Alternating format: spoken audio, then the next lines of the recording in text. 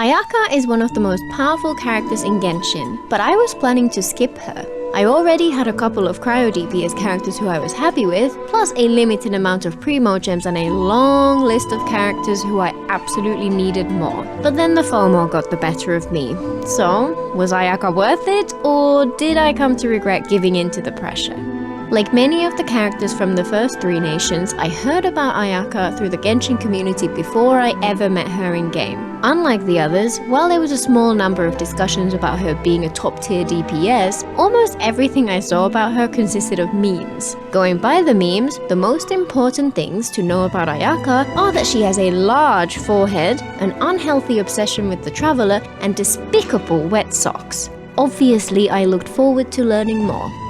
When I finally did meet her in-game, I was mostly ambivalent about her design. I didn't hate it, but at the same time it didn't really speak to me like some characters do. In theory, I loved the idea of a fusion between an elegant dress with samurai armor, but something about it felt a little awkward at first glance. Fairly early on in the Inazuma arc, after obtaining a permit to leave the island of Rito and travel through the Electro Nation, the traveler visits the Kamisato estate and meets Ayaka for the first time. Since Ayaka is the sister of the head of the Kamisato clan, she's always busy with official duties and is seen as a celebrity in Inazuma. Unlike her brother, she often makes public appearances and is much more well known. She's admired by the people for her beauty, dignified demeanor, and noble character, and as a result, is known as the princess. And there have yet to be any characters in the entire game who have anything negative to say about her, as far as I know. However, this adulation comes at a cost. She's very isolated, and even when she interacts with others, she feels very much alone. Over the course of the Archon quests and her character story, she becomes friends with the Traveler and opens up to them. She's sweet, kind, a bit shy, very caring, and generally innocent and pure. For me, this doesn't quite match up to the memes. While she does seem to form a stronger connection to the Traveler than most others who we encounter, there's definitely some extra intensity in the fandom interpretation than there is in-game. Though, that said, the wet socks are real, so she may in fact be a secret psychopath. While her appearances in the quests are sweet enough, again, she didn't really sweep me off my feet. When taking a closer look at her profile, however, I do appreciate some of her backstory, particularly the part about how she gained her vision. When her mother got sick, Ayaka saw how hard Ayato was working to keep up the family's duties and decided she had to grow up and become a proper lady to help share the burden on her brother. She worked incredibly hard, practicing for thousands of hours to perfect her crafts in sword and poetry. And one day, in a duel, she defeated an opponent in a single strike and gained her vision. The combination of sadness, which turns into strength, resonates with me a lot, and I love that despite her perfect image and the fact that she's known for being graceful and an incredible fighter, the core of her story is about hard work, determination, and perseverance, and of course her empathy, which set her on her way. As with a lot of Inazuma characters, I appreciate her a lot more having read some of her backstory than I did from what was shown in the game, and think it's a little disappointing that it hasn't been explored in more depth in the game, since many of us don't have the time or inclination to dive so deep into characters' archives. Overall, I felt kinda lukewarm about Ayaka despite her reputation as one of the strongest characters in the game, and felt that I would probably not pull for her. I had started playing Genshin a short while after her debut banner, and while she didn't have her rerun until much later on, I never felt like I was missing out. Eventually, April 2022 came around, bringing news of a horrible outbreak of COVID in Shanghai. Most of Hoyo's employees are based there, and as a result, they paused Genshin's updates indefinitely, and their pick for which character to make available on the character banner while they dealt with the world falling apart happened to be Ayaka. I played her trial straight away, and my decision to skip her was actually strengthened. While I didn't dislike the experience, I was wary about her kit for one specific reason. Let's take a quick overview, and then I'll explain my concerns. Her skill creates a flash of cryo in a circle around her, dealing damage to any enemies within its reach and knocking them off their feet. Her burst creates a small blizzard which moves away from her and splashes many times at any enemy it touches, before finally exploding at the end to deal further AoE cryo damage to enemies nearby. This is the strongest part of her kit and has a high cost of 80 energy, but in practice tends to be quite easy to recharge since her skill generates a lot of particles and she usually runs with a cryo battery. Both her skill and burst are powerful, but fairly unexceptional. The thing which makes her feel unique is her special sprint, which applies cryo to enemies when you end the sprint, and infuses her sword as well. When infused, her normal and charged attacks are powerful, and especially useful in freeze teams, since she applies her elements so quickly and consistently that she rivals catalyst users. All parts of her kit are useful for her as a main DPS, and she has long been one of the most powerful characters in the game. So why was I wary? Because of her alternate sprint. I'd already had Mona in the early days, who also has an alternate sprint, and despite trying to get used to her playstyle, I hadn't found her comfortable. Particularly when used as a main DPS, like Ayaka would be, she felt prone to running out of stamina and was always vulnerable as a result. Back then, I had no shielders to my name, so dodging was, and is, second nature to me, and unfortunately, Mona's sprint exit animation felt clunky and left her extremely vulnerable for a noticeable amount of time. For what it's worth, this was a long time ago, and I've since learned appreciation for Mona when she's in the right teams. Anyway, I felt like I had the cryo DPS role covered as well, and didn't really need Ayaka. I had a surprisingly strong Aloy, and had recently pulled Ganyu too, who I also had come to enjoy playing a lot. Plus, I had my eyes set on several other characters who were well overdue a rerun, so I was actually quite happy that Ayaka's playstyle hadn't struck a chord with me. But that banner seemed to last forever. It was tough to save my primos with the endless timer counting down, claiming that the banner would be there for months and months on end. I tried my hardest to keep strong, to hold the line. I failed. 3 days after Ayaka's eternal banner began, I caved and pulled for her.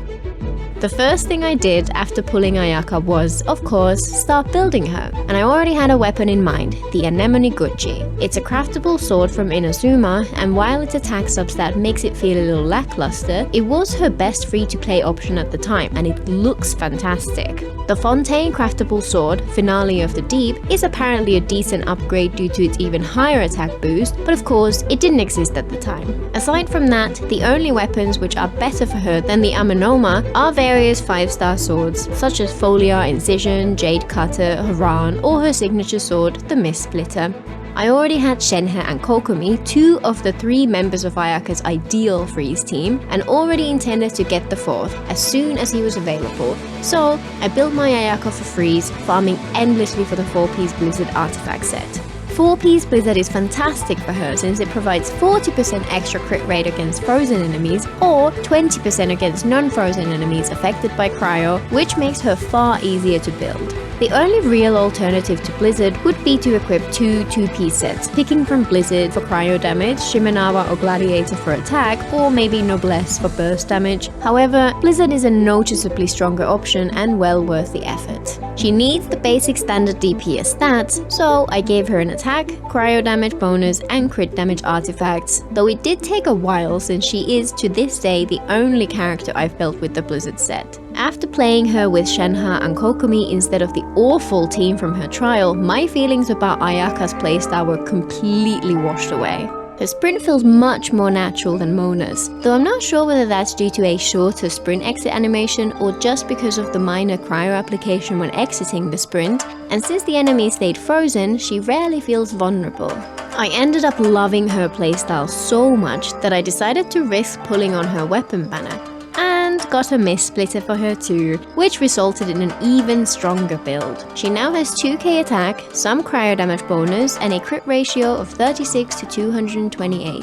Thanks to Cryo Resonance and the 4-piece Blizzard set, her crit rate jumps to 71% against enemies affected by cryo and 91% against frozen enemies. She absolutely destroys everything she's brought out against. She quickly became one of my most used DPS characters, and after getting Kazuha a little while later, her team was complete.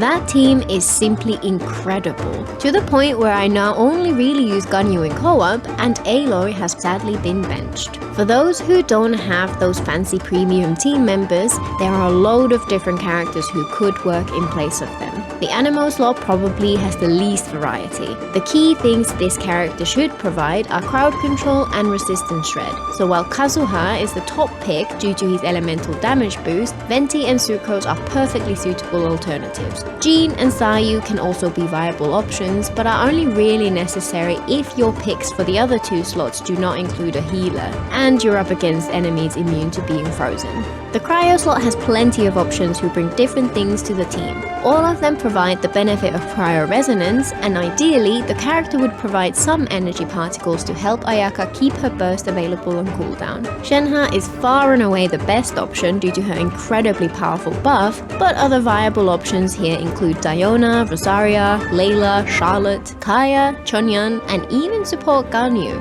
The Hydro slot also has a load of options. Hydro application is the key here, since it's essential to keep the freeze reaction going.